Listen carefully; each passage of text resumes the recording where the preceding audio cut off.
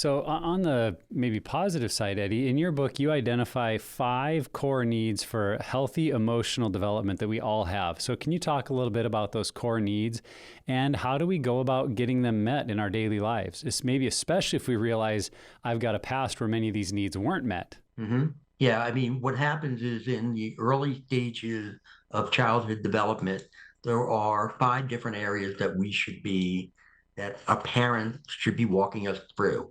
And it starts with connection, okay, learning how to bond with other people. And like, for example, with me, I got bonding when I was, you know, 2, 3, 4, because I know I felt was a very happy kid. But once my dad dies and my mom have her nervous breakdown, that connection is severed. And now I don't have it any longer. And this is where, through a connection, is where our attachments form.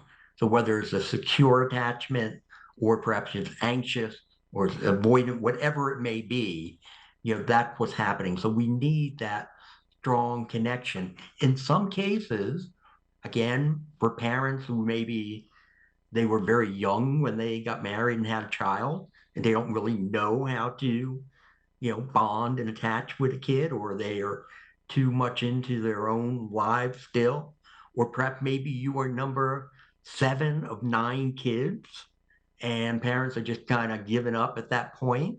There for many reasons why you may not get that connection aspect that's taught to you. Then we have attunement. Attunement is where I get to really kind of pick up and read where people are, what they are, what their emotions are, their feelings, what their body language and such. This is where it really comes into play, where a mother, with a baby, really trying to show the baby the different facial expressions that they can pick up on. Now, again, attunement can be severed at any point also for whatever reason. But if I'm not attuned, I'm going to be rather indifferent toward people. Trust. How do we build trust? That's number 3.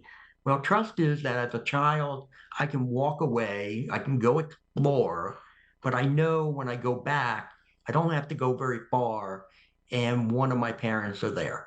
There's somebody waiting for me. For me, again, let's go back to my story. All right. At 5, there's nobody there. All right. They're gone. They're just gone. So therefore, it became very difficult for me to trust. I have autonomy. That is the idea that I can have some level of independence as a child. I'm not being smothered by parents.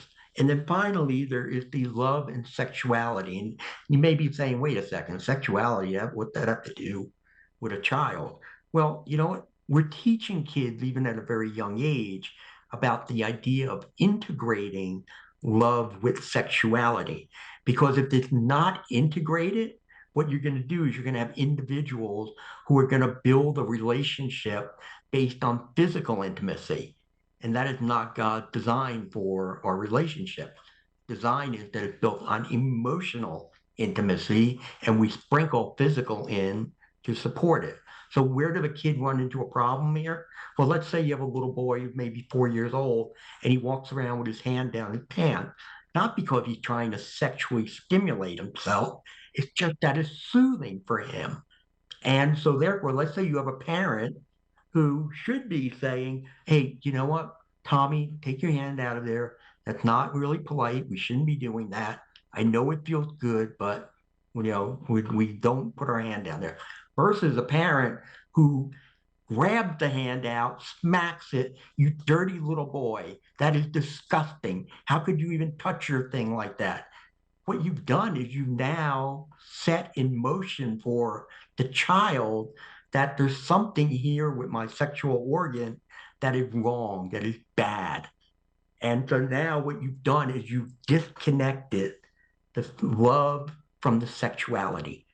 And we need to try to keep them engaged. So therefore, a child doesn't later on, like I say, build relationships based on physical intimacy as opposed to emotional. What I like what you said earlier, the awareness piece is so important because I think that if we know that these are places that we're lacking in, we have that, interestingly enough, we have that autonomy or the agency to pursue that in relationship. To know that, you know, maybe and I can say this for sure. I had similar experiences, you know, growing up with love and sex being kind of pulled apart in that way. But understanding that being in a pure desire group, it helps me, you know, redefine what sex is and redefine what intimacy actually is. I think that that's one way for sure that we can start to address it. And as you were sharing, I was thinking about it.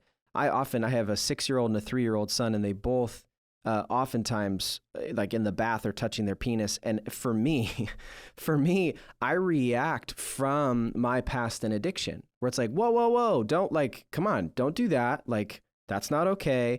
But what I'm doing is I'm projecting my experiences onto them. And so what and my wife, we've had to cause it's kind of funny when you're watching them do it. You're like, why are you doing that? That seems so silly. But being able to even say you're really funny and you're silly, and I know that you like to do that, but when you're around other people, it's not appropriate to do something like that. So, you know, and so trying to do that on a relational level, what's interesting is in doing that with my kids, I've also found that helps redefine it for me. That even though I had this addictive mindset that that's what that was, for me, it helps me build some more of that into my own story or my own understanding. And I'm not saying that's the only thing that comes out of it, but it's that cool kind of dual thing that happens where I'm helping my kid understand this, but even in doing that, I'm better processing the reality of the situation. One thing that's been very interesting about the two books is that when people read them, one of the biggest reactions I get immediately is, "Oh my gosh, what I've done to my kids." Yeah. You know, because, Right. because they see themselves and they're like, even as a parent, I've been doing this. I haven't affirmed the way I should. I don't pay that attention the way I should. I don't show that curiosity. My kids see me being hypersensitive to criticism and such and being defensive. So therefore, it's also a really good tool for them to be able to help to better parent their own children. Yeah, that's what I was going to say. Is I think this really serves as a motivation for us to do the hard work of turning in and looking back and reparenting our inner child, because I really believe we can only parent our children to the level we've parented our inner child. Because if we're still being driven by a lot of shame and fear and those wounds of our past, we will inadvertently parent out of that, as you're saying. And I think the flip side of it is when we do some of this hard work, when we go through group, when we get counseling, when we read books like Eddie's and we understand what's going on and what's driving me, it does actually change the lens of our parenting. I mean, imagine, Trevor, having that experience you just did with your boys during bath time. If you had no healing story, no pure desire work, your reaction might have been very shaming, and you would never even have thought twice about it. Because it's just like, well, that's what my parents told me, oh, put that away, or don't do that. That's wrong. What's wrong with you? And we would have just done that almost second nature because that's what we learned, and then missed how, I've just passed on the very kind of trauma and triggers that were given to me. And so if anyone out there was looking for motivation to do the work, I think that's one of them. And obviously we don't have to have kids to need a motive to do this kind of work. But what I loved about your list, Eddie, to say to that as well, is how when we're really feeling a draw towards our old behavior or that unwanted way of soothing ourselves, this is a list we could almost look through and go, well, what am I really needing right now?